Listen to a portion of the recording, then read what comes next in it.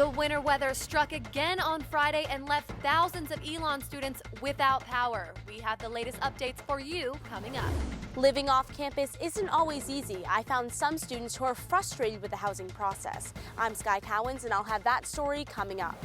And this weekend was ELN's last time in the Southern Conference tournament. We have a recap of the weekend later in the show. The tree may be gone, but cleanup is just beginning. Good evening, ELN. I'm Alex Rose. And I'm Brenna McDavid. All that and more tonight on ELN Local News.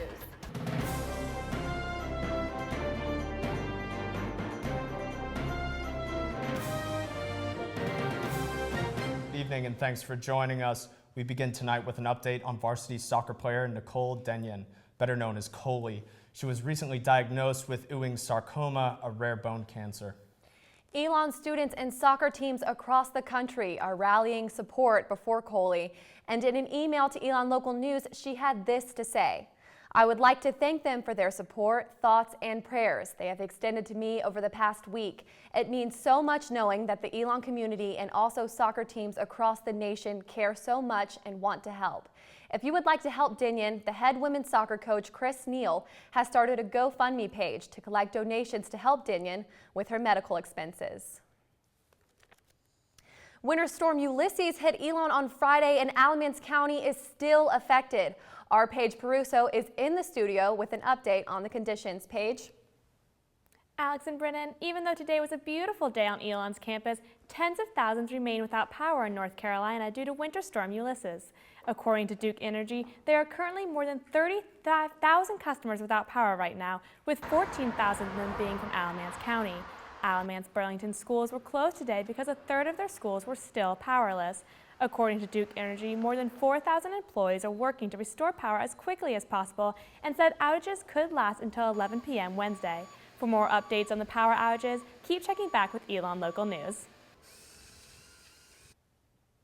Now, the Danley Center was the last residential area to get power completely restored. After spending 2 nights sleeping wherever they could, Danley residents were allowed to move back into their rooms yesterday afternoon. Power returned to some parts of Danley on Saturday, but students were not allowed to return until the entire center was restored to full power. Students are allowed back into Danley, but the classrooms in Belk Pavilion are a different story. Our Gary Grumbeck has more. Students came to Belk Pavilion Thursday for class, but on Friday the building became a resting spot for a tree nearly as old as the university itself. Freshman Chucky Hawes lives in the academic pavilion. Hawes says the bad weather isn't all that bad. It's a little fury within the beauty, nature, and kind of scary, but it's also pretty cool. I think this is not going to be, terrible. We're going to get through this fine. There were no injuries from the collapse, but the university shut off electricity from the building to prevent any further damage. Utilities manager with physical plant, Mark Terrell, was more focused on keeping students safe and planning for more possible problems. What's the emergency plan if we don't have heat restored here soon, or if we don't have power restored soon, and then where do you go and where do you stage and what do we do? Meal plans, all the things that you need, Workers removed the tree Saturday morning, and now the cleanup and repair begins. Physical plant says the building will be off limits for at least the next few weeks, with a dozen classes relocated from Belk. While this tree may be history, ELN plans to plant new trees in the Founders Grove in the Academic Pavilion on Tuesday, as part of the celebration of ELN Day. Gary Grumbeck, ELN Local News. Signs will be posted on the doors of the buildings reminding students of the changes. New locations include Alamance Cannon Pavilion, Lindner, and Corey Business Center, among others. For a full list of classroom changes, check out our website, elonlocalnews.com. The tree branches that fell during the storm Friday are still being cleaned up around campus. Physical plant employees started cleaning up that night and continued to clear the campus of debris. Power was restored to all areas of campus Sunday, but power lines and tree branches continue to block walkways. Physical plant is working on removing the remaining branches, but be careful while walking to class. And off-campus residents are still dealing with the wreckage as well. Some students and residents who live in the Burlington area are still without power. Crews are working to restore power and residents are working to remove debris from their lawns, cars, and driveways. Classes were not the only meetings postponed last week. The Board of Aldermen meeting was supposed to take place last Monday, but it was postponed until tomorrow at 6 p.m. During the meeting, a downtown Elon renovation proposal will be presented to the town, with a public hearing to discuss the plans. The proposal calls for more shopping, dining, and recreational space in place of many off-campus apartment complexes. Winter Storm Ulysses brought freezing temperatures to Elon, but it finally warmed up today. Our Megan Ford is live in downtown Elon with this week's Phoenix 5-day forecast. Megan, is the warm weather here to stay? Alex, as you can see behind me, downtown Elon looks a lot different than it did on Friday. Some wintry weather blew through the Carolinas, but it looks like we're going to have a break for at least a few days. This afternoon, we had a high of 70 degrees with mostly sunny skies, but don't get too excited. These warm temperatures will be gone by the end of the week. Let's take a look at your Phoenix 5-day forecast. Tomorrow, you can break out those sandals and shorts. The high is expected to reach 75. Wednesday will be a little chillier with a high of 68.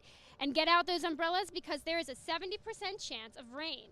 And Thursday, you'll want your coat and boots handy. The high is only going to reach 43 degrees. Friday, we'll have a high of 52, and by Saturday, we'll see a high of 59 degrees. So the weather roulette will just keep spinning. We haven't quite reached spring yet, but it is definitely on its way. Live in downtown Elon, I'm Megan Ford, Elon Local News. Tomorrow is Elon Day, a special celebration of Elon's 125th anniversary and Founders Day. Festivities include college coffee with 3 university presidents: President Emeritus Fred Young, President Emeritus Earl Danley, and President Leo Lambert. Students and community members are encouraged to wear maroon and gold on Tuesday and to use the hashtag Elon Day on social media throughout the day. For full coverage of Elon Day, tune in to ELN Morning tomorrow at 9:50.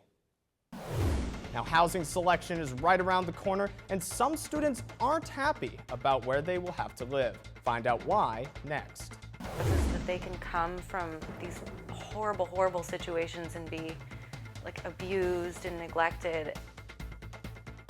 And for one Elon student, opening her apartment to a furry friend left a lasting impression.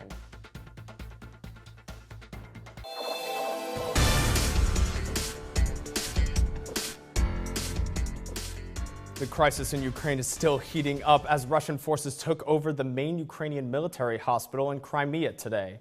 With all of this action taking place, a panel of experts will meet to discuss the conflict with the Elon community on Thursday at 5 p.m. in Alamance Room 101. The Political Science Department organized the event titled Sovereignty and Freedom, Contested, or How to Rekindle the Cold War. Audience members will have the opportunity to raise questions about foreign policy, conflict, international economics, security, and minority rights. Protests on social and economic issues have been taking place across Venezuela for more than a month, and a group of students want to raise Elon's awareness about the demonstrations. A Facebook campaign created by El Centro called Pray for Venezuela is encouraging Elon students and faculty to share pictures showing their support for the South American country. Alexa Bobadilla works in El Centro and is from Honduras and says it's important for students to show their support even if the issue may not personally affect them. It could easily be one of us that's being affected by the same things that they are being affected. And for example, my country had a similar situation, and the support from other countries, it does make a difference. Students can participate in the campaign by using the hashtags Pray for Venezuela and SOS Venezuela on Twitter. ELN requires all freshmen and sophomores to live on campus, unless they have a reason that they need to live off campus. Our Scott Cowens talked to 2 students who aren't happy with the process. I'm frustrated, my parents are frustrated. I would just like an answer of why or how I can make this process quicker.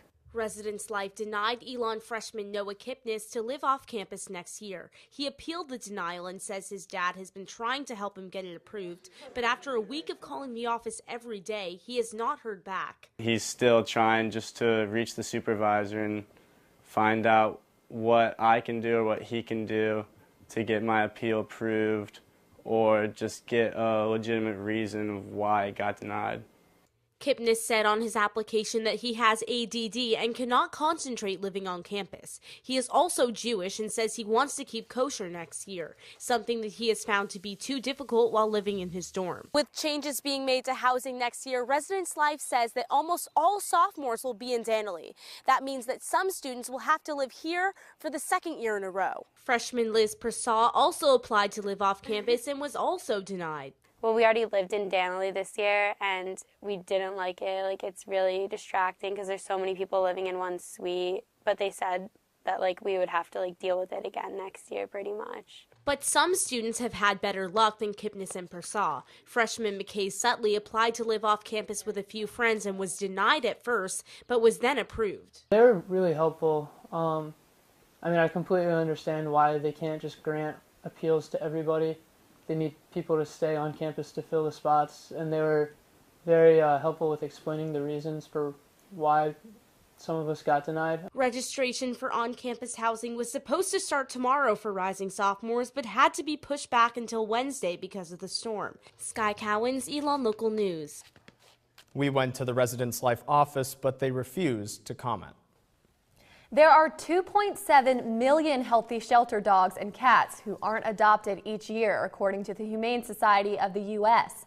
I have the story of one Elon student who is doing her part to help animals transition out of the shelter and into the home. Where's your paw? That's so smart. When senior Emily Tryon moved into her pet-friendly apartment, she immediately started looking for a new roommate. I saw that Izzy's owner had died and she needed a place to stay. Tryon found Izzy through a group called Carolina Border Collie Rescue. She was unsure about the commitment involved in owning a pet, so she decided to foster instead of adopting.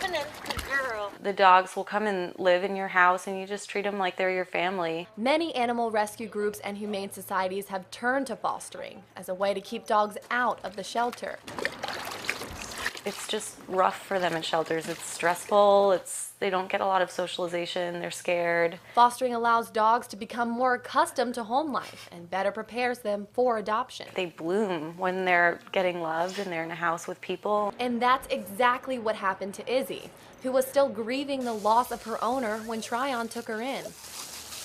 She's so different. Like, she loves her toys. She goes nuts when you throw them outside for her. Although Izzy was able to find happiness under her care, Tryon wouldn't exactly describe the experience as a success.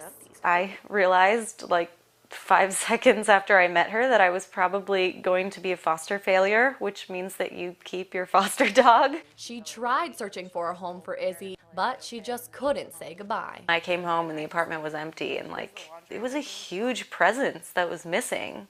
I mean, even though she's here, oh, come on, you can do it. Tryon adopted Izzy in August. She still works as a volunteer, transporting dogs to and from foster homes.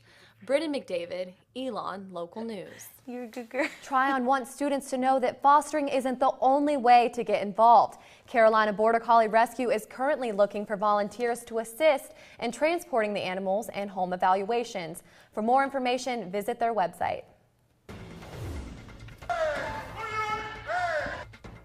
Students packed Alumni Gym this Saturday, but it wasn't for a basketball game. Find out more after the break.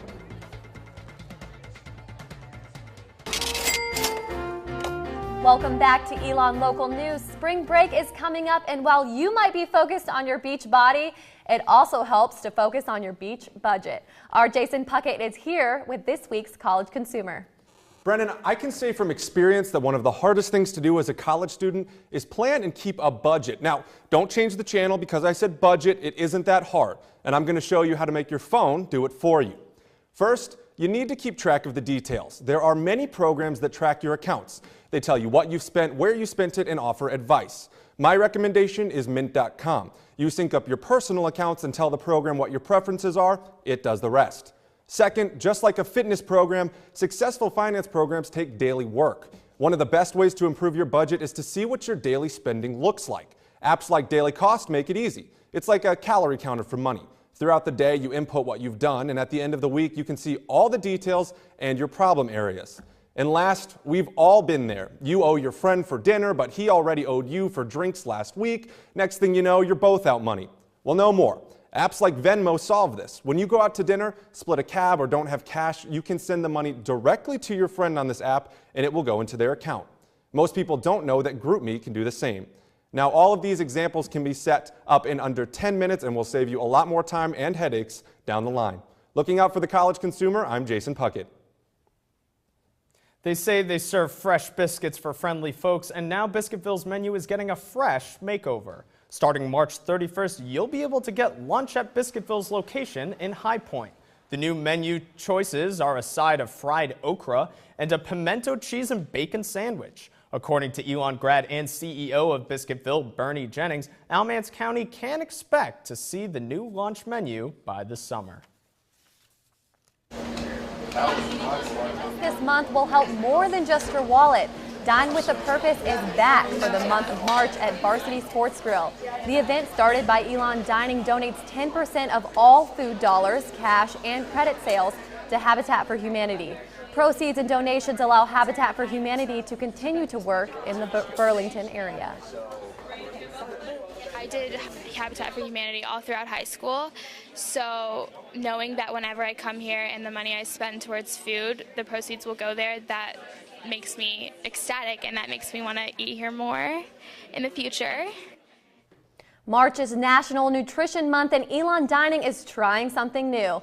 If you ate lunch in Lakeside today, you saw Kelly McGowan right outside offering free healthy snacks. She gave out yogurt, vegetables, hummus, and fruit. Also, students could play trivia that tested their knowledge on health facts and statistics. If they answered right, they won a water bottle. When the weather finally warmed up this Saturday, some people spent it taking a stroll outside. Others were strolling inside an alumni gym in a different way. I was there to see what the craze was all about. Dancing, cheering, and a lot of shouting. If you were in Alumni Gym Saturday night, that's what you saw for the second annual Stroll Off, hosted by Alpha Phi Alpha Incorporated. But this year, they had a special opening act. The Alphas approached us and wanted some of the Boys and Girls Club kids to be, part of the show, be the opening act. So they came to the Boys and Girls Club, practiced the routine, the step with the kids. Boys and Girls Club is an organization that lets kids from around Alamance hang out after school. The Alphas worked with these kids a few times a week. The kids loved it. They always, are asking, when are they coming back? When are they coming back? Well, I'm here with Willie and Micaiah, and they're going to teach me a little thing or two about stepping. It started out fine, but in the end, I couldn't keep up. I'm stepping on everybody's toes. I can't even do it. Later, they told me why they enjoyed preparing for the stroll off. It feels fun because, they're funny at the same time, but they want us to learn it. To watch the older people do it and learn more from them. And why they appreciate the Boys and Girls Club. You get to meet new friends and you get to play with them every day, and our style pushes you to do more. At the end of the show, Alpha Kappa Alpha and Phi Beta Sigma took home the Stroll Off trophies. Alex Rose, Elon Local News. If you missed the stroll off, don't worry. Check out elonlocalnews.com for full videos later this week. I'm Jacob LaPlante, and after the break, I'll have your Phoenix sports highlights from this week, as well as coverage of the basketball tournaments in Asheville. Stick with us.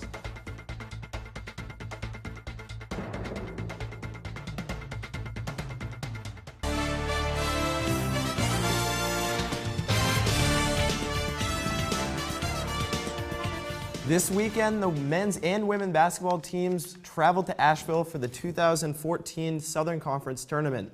The men came into the competition as the number 4 seed and took on 5th-seeded Western Carolina in Saturday's quarterfinal. After a strong first half, the Phoenix blew a 12-point lead in the second half and ended up falling to the Catamounts 66-64. The loss marked the first time under Coach Matheny's 5-year tenure that the team didn't win a game in the tournament. A disappointing end to a season with such high expectations. Over on the women's side, the Phoenix came in as the 5th seed and managed to knock off 4th-seeded App State in the quarterfinals before falling to number 1-seeded Chattanooga, 77-44 in the semis on Sunday. The losses not only marked the end of the season, but also the end of Elon basketball's time in the Southern Conference. Our Rajat Agarwal was in Asheville this weekend and found out more. Elon became a member of the Southern Conference in 2003. Now 11 years later, Elon took the court for the final time as a member of the SoCon. With that sound, the Elon basketball program said goodbye. Both the men's and women's basketball teams entered the 2014 Southern Conference Tournament, knowing it would be their last. For women's head coach Charlotte Smith, the years in the SoCon were a treat. I just loved it, because it was like you had to be mentally sharp and mentally focused. Every night you had to be prepared to fight. Perhaps the biggest supporter of Elon basketball through the years has been longtime Elon legend Dr. Earl Danley, who gave the SoCon one final famous towel wave. I've been in the various conferences over the years at Elon. I think that the Southern Conference has been one of the best affiliations we have had. The Southern Conference Tournament has now been hosted in Asheville for the past 3 seasons, and Elon has embraced it. Asheville is a great place to have the tournament. I've enjoyed being here. I'm surprised and pleased with the great number of Elon fans who come to Asheville for the tournament. In the time that Elon has spent in the conference, it has seen tremendous growth across the board. I think our programs have improved since we've been in the Southern Conference. There's some really fine institutions in the Southern Conference. The future of Elon athletics is promising, and Dr. Danley is looking forward to it. I guess next year we'll be in Baltimore in a new conference and a new tournament.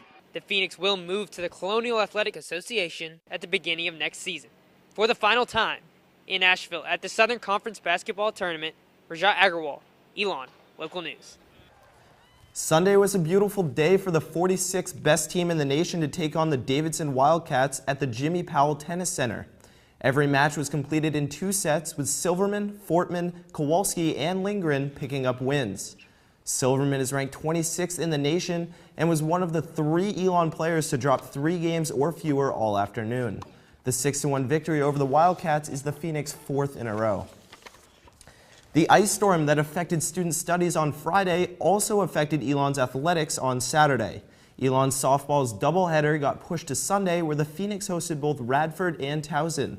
First versus Towson, we pick it up in the bottom of the 7th, where an infield pop-up left a potential game-winning run on third. To extras we go when it was Elon's Kerry Million lining down the third base line, scoring, and for the eventual walk-off hit. Final score 3-2. Later, when Elon hosted Radford, an Elon sac fly in the bottom of the third gave the Phoenix a 2-0 lead. Then it was Elon Jr. Grace Ng who connected on a solo shot to deep left, giving the Elon the 3-0 lead.